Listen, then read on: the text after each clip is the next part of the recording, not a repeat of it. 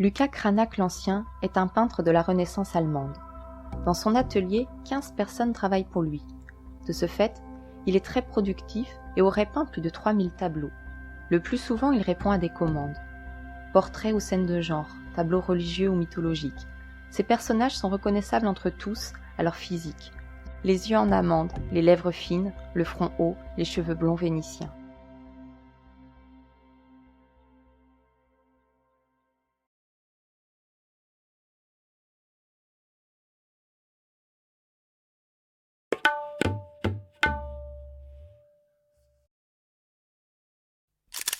Jean Clouet, le père, et François Clouet, le fils, sont aussi connus sous le nom de Janet.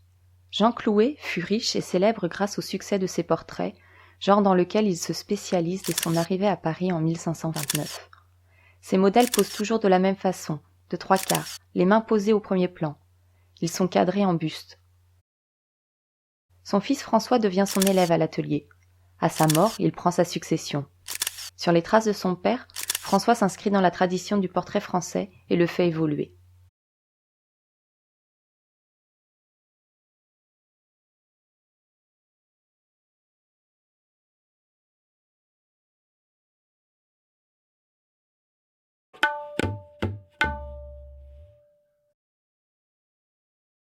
Venise au XVIe siècle est encore une ville très riche et devient un centre artistique et culturel de tout premier plan. Titien, Tintoret, Véronèse sont 3 génies qui dominent le siècle d'or de la peinture vénitienne. Mais de profondes rivalités naissent entre les artistes. Une lutte sans merci oppose nos 3 peintres. Il faut être le plus talentueux, le plus innovant et celui qui remporte les plus prestigieuses commandes. Mais cette compétition n'est pas que destructrice. Elle conduit avant tout à un foisonnement d'idées et à la création d'œuvres originales et audacieuses.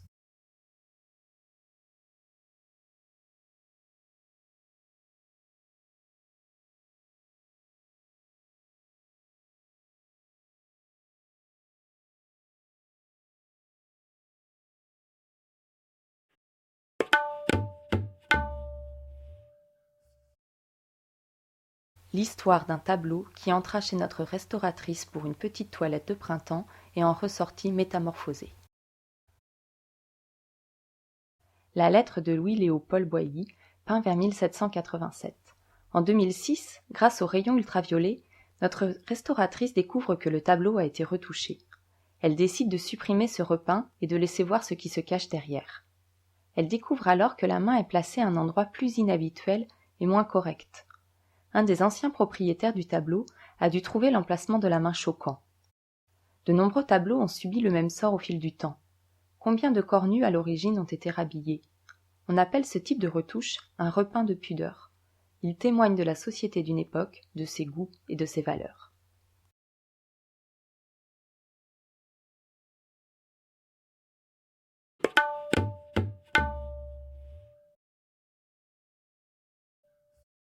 Venise, 1740. Canaletto installe sa camera obscura sur une gondole du Grand Canal pour peindre ses védoutés. Cette étrange boîte lui permet de reproduire fidèlement le paysage et les perspectives. En effet, par un minuscule trou, la lumière entre dans la boîte et vient se refléter sur la paroi opposée et à l'envers. Pour plus de confort, un miroir est ensuite installé dans la boîte. Canaletto n'a plus qu'à dessiner ce qu'il voit dans sa camera obscura. 4 toiles de Canaletto et de son atelier sont présentées dans la salle Venise de la Fondation.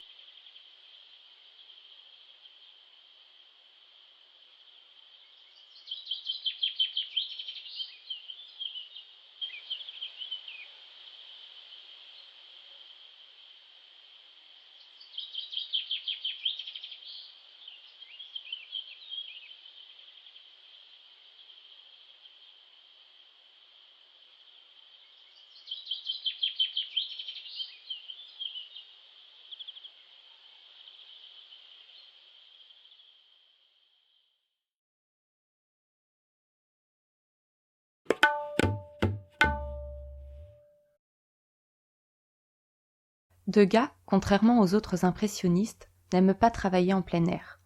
Il préfère l'intérieur des théâtres, les spectacles, les cours de danse, les artistes sous les feux des projecteurs ou dans leurs loges. Degas se plaît dans cette effervescence et c'est tapis dans les coulisses qu'il deviendra le maître du geste arrêté. Il saisit l'instant comme avec un appareil photo.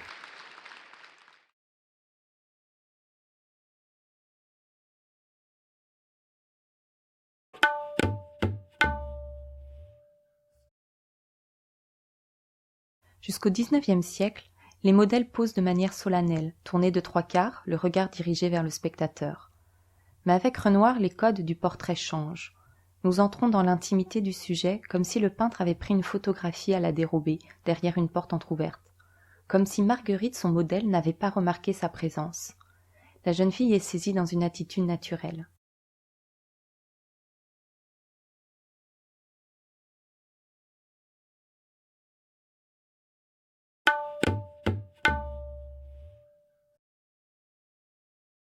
Paul Gauguin est un véritable autodidacte en peinture. Impressionniste à ses débuts, il découvre la Bretagne et quitte rapidement le groupe pour élaborer un nouveau courant, le synthétisme, connu également sous le nom de l'école de Pont-Aven. Il se caractérise par la simplification des formes, l'emploi de larges aplats de couleurs et des motifs nettement cernés. Puis il embarque pour Tahiti, où il est fasciné par la beauté des femmes. Il ne cessera de les représenter. Le sauvage, comme il s'appelle lui-même, s'inspire des arts primitifs pour représenter la vie en Polynésie.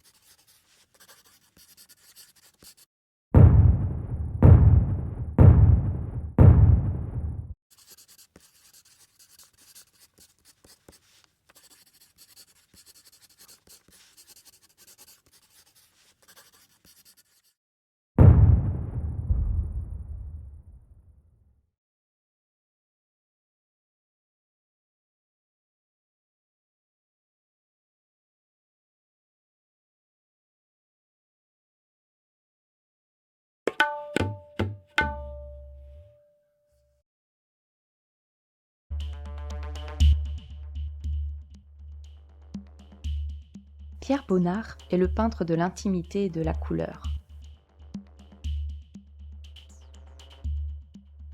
Georges Bimberg a constitué une très grande collection de ses œuvres.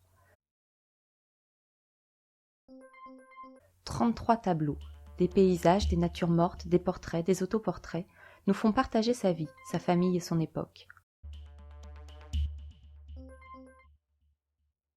Nabi, pendant la première période de sa carrière, il évolue ensuite vers une peinture plus colorée. Il a réalisé 15 autoportraits tout au long de sa vie. La Fondation en possède 2. Le plus célèbre est son dernier autoportrait, peint 2 ans avant sa mort.